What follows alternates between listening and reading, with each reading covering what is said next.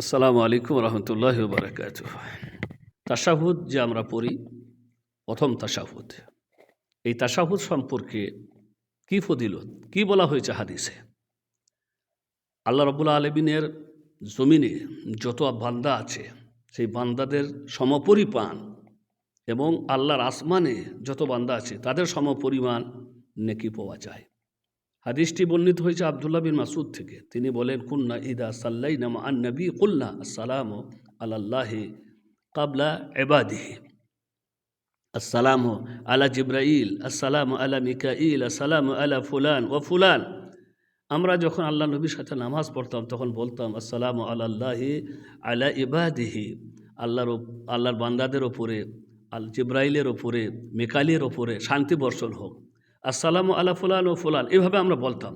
ফালাম্মান সারাফান নবী সাল্লাল্লাহু সাল্লাম, যখন আল্লাহ নবী সালাম ফিরলেন, আকবালা আলাইনা, তখন তিনি আমাদের দিকে সম্মুখ করে বসলেন। ফাকাল ইন্নাল্লাহা হুয়াস সালাম, মানে আমরা যে বললাম আসসালামু আলাল্লাহ, এটা বলা যায় না, কারণ তিনিই হচ্ছে শান্তিময়, আল্লাহর একটা নাম। ফাইদা জালাসা আহাদুকুম ফি সালাতে ফালিয়াকুল, অতএব তোমরা যখন কেউ তাশাহুদে বসবে তখন এইভাবে বলবে। কিভাবে? আত্তাহিয়াতু লিল্লাহি ওয়াস সালাওয়াতু ওয়াত তাইয়্যিবাতু, আসসালামু আলাইকা আইয়ুহান নবী ওয়া রাহমাতুল্লাহি ওয়া বারাকাতুহু, আসসালামু আলাইনা ওয়া আলা ইবাদিল্লাহিস সালিহিন ফা ইন্নাহু, এই পর্যন্ত বলা হয়ে গেল। তাতে লাভ কী হবে? ফা ইন্নাহু ইদা কালা দালিক আসাবা কুল্লু আবদিল লিল্লাহি সালিহিন ফিস সামাই ওয়াল আরদ, এটা বললে আল্লাহর জমিনে এবং আসমানে যত নেক বান্দা আছে সমস্ত নেক বান্দার কাছে এই দোয়া, এই শান্তি পৌঁছে যাবে।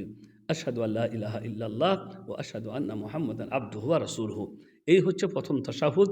এই তাশাহুদ পড়লে সব কিছু যাদের জন্য আমরা দোয়া করছি তারা সেই দোয়া পায়।